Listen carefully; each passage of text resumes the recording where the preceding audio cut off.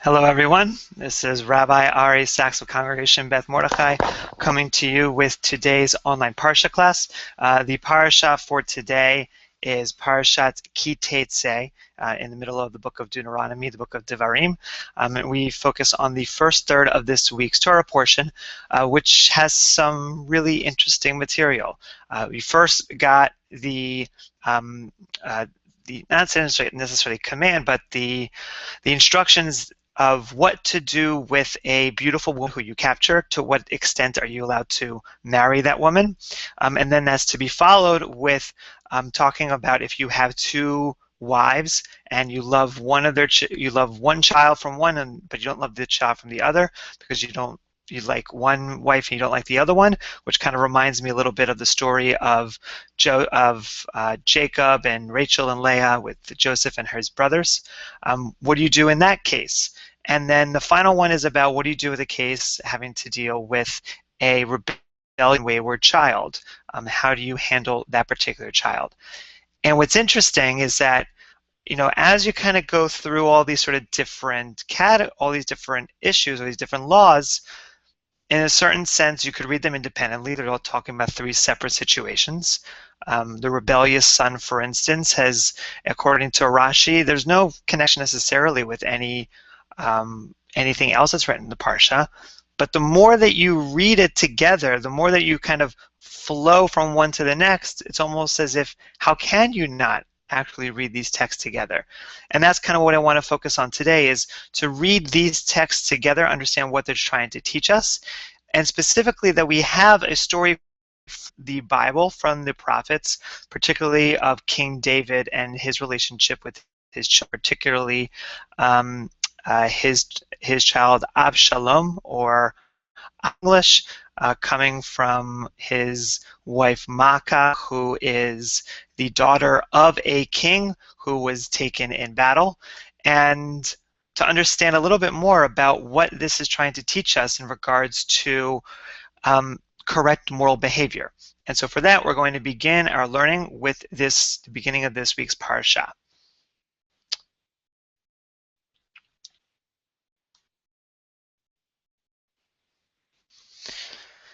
Ki teitzei lamilchama oleivecha, when you go out to war against your enemy, untano Adonai Elohecha biyadecha v'shavita shivyo, and that God has helped you win the war and it delivered captives upon you.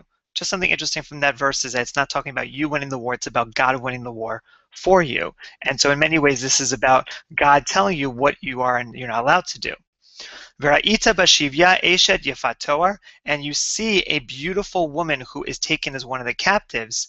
V'chashachta va v'lakachta lecha leisha, and you desire her and you take for her to be your wife. V'haveta el toch beitecha, and then you take her into your household. V'gilcha et rosha, and she shaves her head. Ve'asta et tziporneha, and pares her nails. And in many ways, in other words, that she's in the process of mourning for the loss of her whole life, or her family, you know, her country, that she has to find a way to grieve over that. V'hisira et simlat shivya me'aleha, and that she shall put the raiment of captivity upon her, meaning the particular dress that shows that she is a captive. V'yashava beveitecha uvacheta et aviha, and that she shall cry for her father, ve'etima, and her mother, yerach yamim, for a period of 30 days, which is similar to our period of Shloshim, the 30 days that someone is supposed to mourn for the loss of a loved one. And this is particularly given to the wife of a captive, someone who's not considered to be a member of the Jewish people, the Israelite people, and yet they're given in many ways the same rights in terms of how to be able to grieve for their loved ones.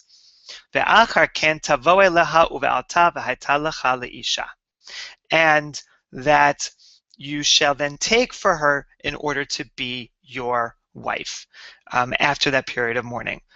And so I think what's interesting here is to say that this is a woman who has the right to grieve for her family, that you, just because you take her as a captive doesn't necessarily mean that you should be able to have your way in terms of what she's supposed to do with her life. You're not supposed to just give her a nice dress and say forget that whole life, but rather that there has to be a period in which she is able to grieve because it is a major loss.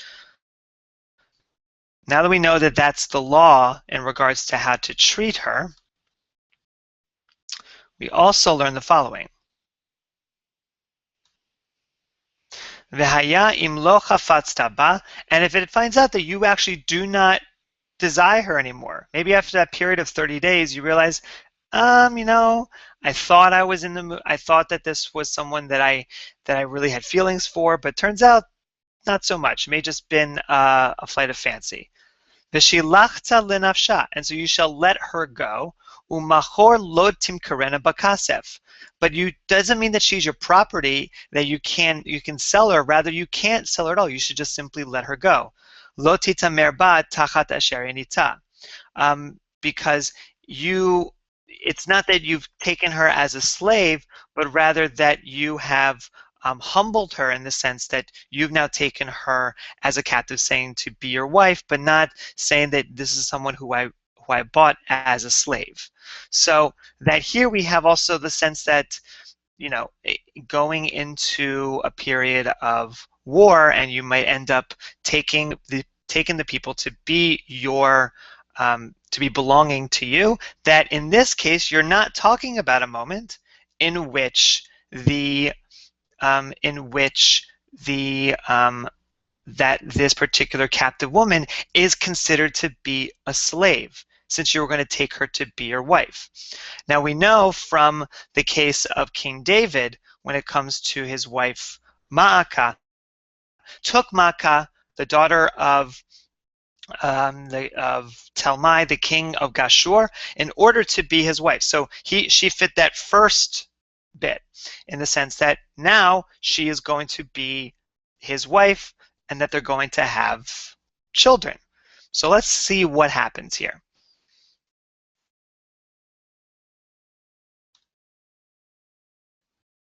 Now again, in our case, the Torah is not necessarily saying that this has to be together, but I think it certainly can be seen as such. If a man has two wives, the one beloved and the other hated, and they have borne him children, both the beloved and the hated, and if the firstborn son be hers that was hated, now moving back to the Hebrew, V'haya beyom hanchilo et banav, then it shall be in the day that he causes his son to inherit that which he has. Et asher yeh lo yuchal levaker et ben ha'ahuva al pnei ben hasnua habechor, that he may not make the son of the beloved the firstborn before the son of the hated, who is the firstborn. That, in other words, that it is the rule of the land, the law of the land, that an eldest son is supposed to receive the inheritance and not anyone else in the family. And you might thinking similar to the story of Jacob, Joseph, and his brothers, that if you love one son more, no matter what age they are, you're going to show favor upon them. In fact, it's interesting that in the stories in the book of Genesis, that the idea that a firstborn son inherits is kind of flipped on its head.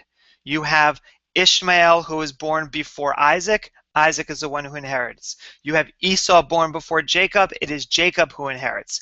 You have all of Joseph's brothers born before Joseph, pretty much, and you have Joseph, who really is the one who kind of drives the story. So even though the Bible in itself is upholding the value of the firstborn son, and in many ways it still continues that tradition today, that our Torah also has a faculties kind of wouldn't necessarily follow the particular law. And that's actually the case that we have when we have King David with his son Absalom, and consider with the rest of his brothers. And the particular story that we have is that King David had a son, Amnon. Amnon was born to a different mother. Absalom had a full sister, Tamar, who again was born to David, but was not born to Amnon's mother. Amnon was pining for Tamar and basically forced himself upon her. It is the rape of Tamar. And then after the end, he felt disgusted by her, and as such kicked her out and made it even worse. And then she became an outcast given the fact that now she was no longer a virgin. Absalom never forgot that. And everything having to do with Absalom's rebellion against David actually began with this moment that he said, I need to uphold my own sister's purity, my own sister's sense of self-worth, and that it invokes that sense of protection, that a brother wants to protect his sister to the best that he can. And the story, he went, and when it was the right time, he went and got and killed Amnon as well as many others. And what we have from King David, in fact, I just want to share with you more details from that particular story, just so we can see exactly what happened between Absalom and King David, between Absalom and Amnon. So we're going to share.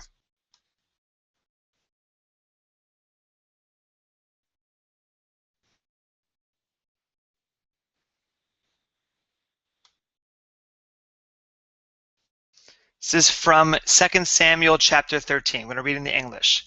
And Absalom commanded his servants, saying, Mark you now, when Amnon's heart is merry with wine, and when I say unto you, smite Amnon, then kill him. Fear not. Have not I commanded you? Be courageous and be valiant. And the servants of Absalom did unto Amnon as Absalom had commanded. Then all the king's sons arose, and every man got him up upon his mule and fled. And it came to pass, while they were in the way, that the tidings came to David, saying, Absalom has slain all the king's sons, and there is not one of them left. Then the king arose and rent his garments and lay on the earth, and all his servants stood by with while their clothes were rent. And Jonadab, the son of Shimeah, David's brother, answered and said, Let not my lord suppose that they have killed all the young men, the king's sons, for Amnon only is dead. For by the appointment of Absalom this has been determined from the day that he forced his sister Tamar. Now therefore let not my lord the king take the thing to his heart, to think that all the king's sons are dead, but for Amnon only is dead. But Absalom fled, and the young man that kept the watch lifted up his eyes and looked out, and behold, there came much people in a roundabout, way by the hillside. And as such, that this particular selection is not only teaching us that it was that Absalom ended up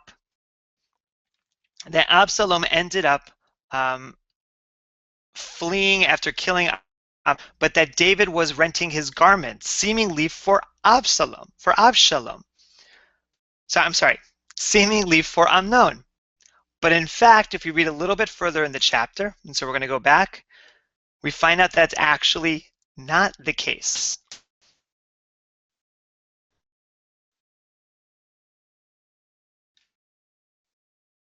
And the soul of King David failed with longing for Absalom, for he was comforted concerning Amnon, seeing he was dead. Or in another translation, it says that King David had gotten over Amnon's death. And so if we think back to our case now, that we have King David who loved Ma'akah and loved Absalom, her son, who was said to been such a beautiful man, that Ma'akah was a beautiful woman as well, and that his love for Absalom seemingly trumped his love for his son Amnon, which follows suit with what the Torah is saying in our Torah portion, that if you come into a moment in which you have an older son or someone from the other mother, that that child is unloved versus the child that is loved, and that you should make sure that the child who is unloved is treated not just fairly, but in the correct manner depending upon their birth.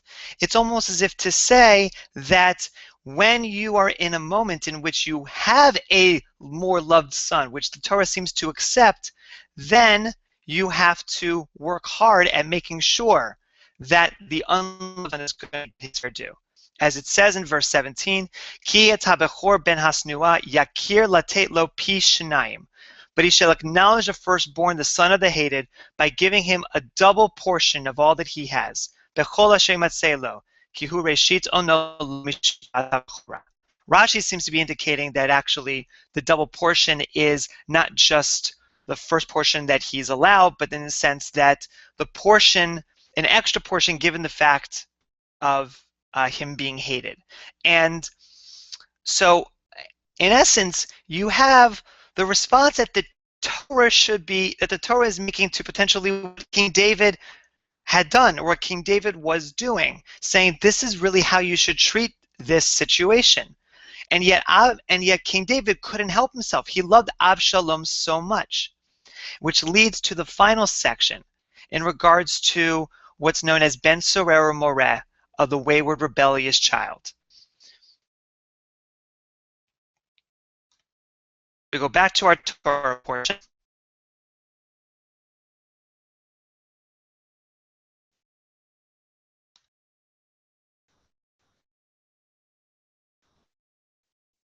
Kihiyeh leish ben sorer umoreh, that a man has a rebellious and a wayward and rebellious son, a stubborn son. Einenu shomea b'kol avivu v'kol imo. He won't listen to the same thing that his father and mother says. Ve'yisuru oto, and that and though they chasten him, although they say you're doing wrong and you're trying to fix him, v'lo yisham alehem, that he does not listen to them. And so then the parents grab him, and then they send him to the elders of the town. That our child here is one who is a rebellious son. That he's not listening to our voices, and that he is also a glutton and a drunkard. Now, by the way, because this is what the parents have to say to the elders, it seems like this is almost like a text that the parents have to say to the elders and say, this is who our rebellious child is. And it is based upon the categories here that Rashi determines, well, who is a wayward child? Someone who is obviously not listening to the parents at all, someone who is a glutton, who is eating too much, and someone who is drinking too much. And that there are particular only is a particular way in which you're able to determine this individual who is considered to be a rebellious child. You have to have two witnesses who are there when the parents say you better change your ways. You have to have 3 judges there who listen to the testimony about this particular son. And in fact, Rashi says that this is not someone who is a katan, this is not someone who is a minor, but rather someone who has the obligation to perform mitzvot. So you're dealing with at least a teenager, not dealing with someone who is, in potentially in elementary school or middle school, whatever that age would be. So there are all of these rules that the rabbis say in this particular case of a ben sorer umoreh, of how to try our best to not have to do what the next step is, which is, we're going to turn back to the text, that if you come up with this rebellious son and you give the son to the elders, what do? Urgamuhu kol anshe iro, and the men of the city shall stone him ba'avanim, shall stone him with stones, vamet, and that he shall die. Uviarta hara mikirbecha, and so shalt thou put away the evil from your midst, v'chol Yisrael yishma'u ve'yira'u, and so all of Israel will hear and see. As if to say that it's not just about this one individual, but almost as a warning to all that if you end up acting in a way that is going to harm our people, that we're going to take justice into our own hands. seemingly this advocates the death penalty or capital punishment. Yet, as I mentioned before, that Rashi and some other commentators focus on the fact that there has to be very specific ways in which you deal with the ben soror moreh to make sure that you're dealing with the right case, and only if the witnesses are correct and only if all the evidence is proven with the judges, only then will you be able to try this individual as a rebellious child. Yet understanding it in that limited view, I think, takes away from the context in which ben soror moreh follows. So we come back again to the story of King David. King David, who took a captive wife, who then had a relationship where one was favored and one was not. We don't know necessarily the story of Amnon and Tamar. Perhaps that his pining for her was because David was not showing any affection towards Amnon, and that Amnon was out to get someone. We don't know any of that. We don't know what the relationship is between Amnon and Absalom and Tamar and all the children because of how David felt by him. But we know from the story of Jacob with Joseph and his brothers that a parent's love for a child can do many things, can cause them to act in certain ways. Now, after Absalom flees, it's interesting that he goes to his mom's father, i.e. his maternal grandfather, and basically says to him, you need to take me in. And remember, this is an enemy's father. This is an enemy to King David. King David beat him in battle. And so it should not be such a surprise that later on we read the following. When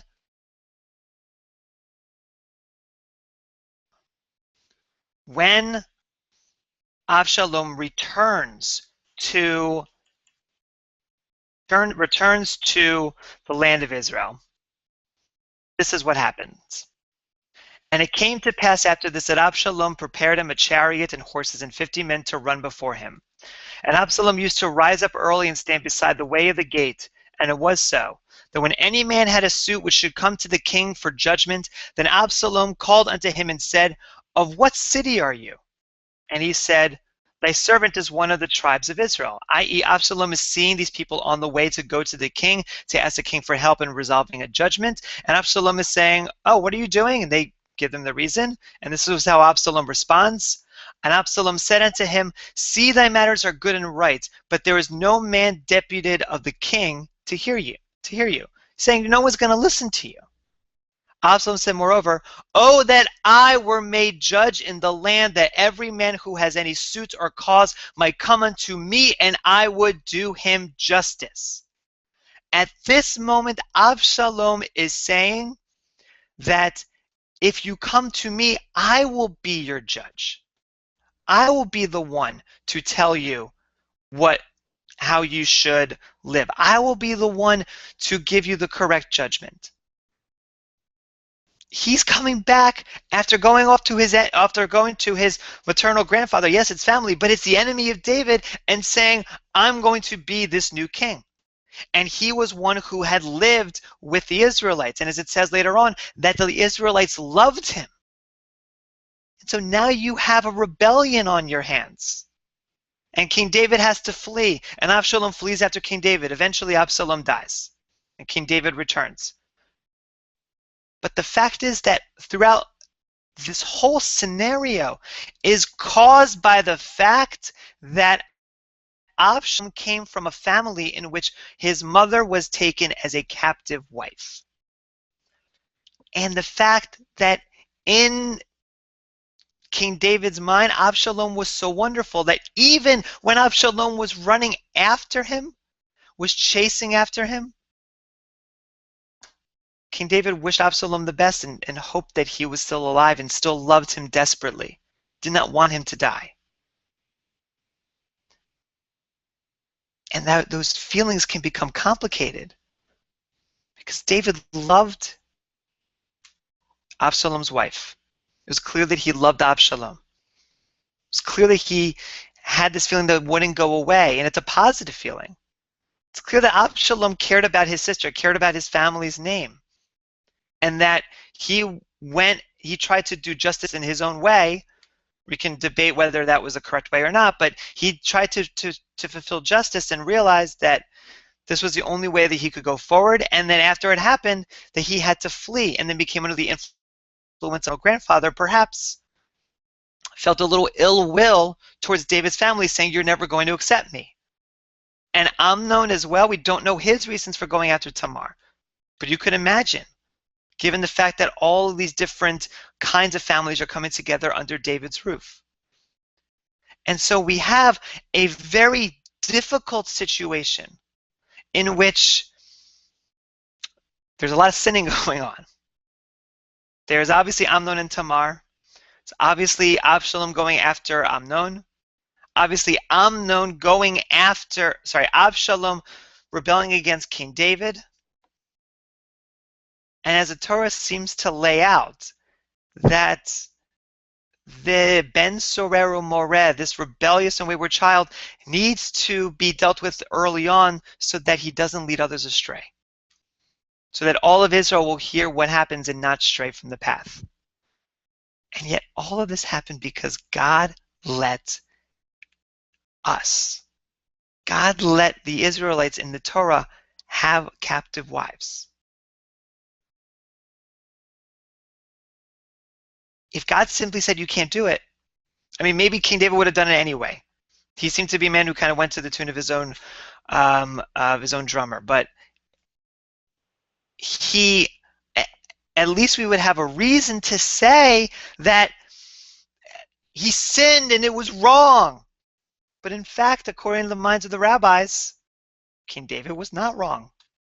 So we see in the Masechet Sanhedrin from the Talmud Bavli, from the Babylonian Talmud. The rabbis imagine a conversation between Hushai the Archite and King David. Hushai the Archite said, "Why then did you marry a beautiful woman captured in battle?" i.e. Maacah, Absalom's mother. King David replied, "The merciful one permitted a beautiful woman," as it says in Deuteronomy, as it says in the beginning of our Torah portion. In other words, King David is saying, God allowed me to do this. Why are you saying this is my fault when God said yes? And that's when, interestingly, that Hushai the Archite, through the minds of the rabbis, responded by saying, that's why you have to read everything in context. Because even though you might say, yes, God allowed it, well, see what happens, see what follows.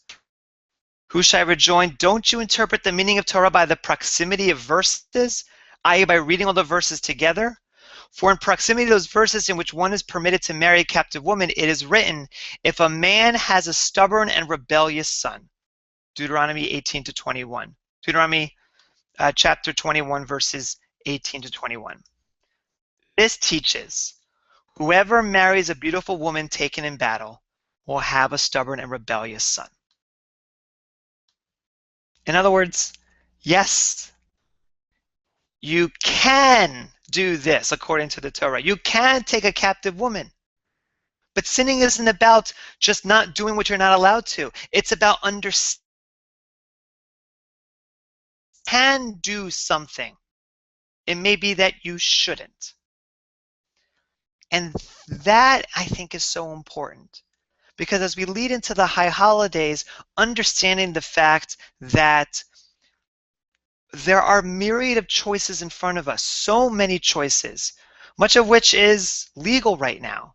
I mean, just to take one thing I overheard on the radio, I was listening to the herd on ESPN talking about Commissioner Adam Silver of the NBA saying that he thinks maybe one day that there should be legalized gambling. And that gambling is a vice, as the radio host was saying. And not just that, but alcohol, marijuana in some places, all of these different things that are, would you consider to be vices, are legal. And people have to make responsible decisions of how to deal with those choices.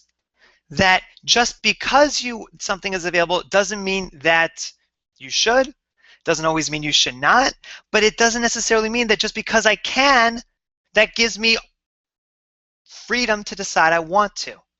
We still have to make responsible choices. And I think that what the Torah is laying out is what the responsible choice is here. It's saying, if you start here, if you take this captive woman, you're going to end with the rebellious child. And that is not good. And the Torah is very clear on that. So I think it reminds us as best as possible that when we have when we have choices in mind, when we are deciding what path to go on, that we have to recognize that just because we can do something, we need to think about the consequences of that. And not simply to say, well, I was able to. No, that's up to us. It's up to us to understand what the potential consequences are and to decide whether or not those consequences are okay. That's a responsible choice. And I think at the core, what our Torah portion is saying, when you read all these different laws in context, the captive wife, the loved and unloved child, and the rebellious son, is that we have to do our best to make responsible choices. And with that, I want to wish you a Shabbat Shalom. Take care and have a wonderful day. Bye-bye.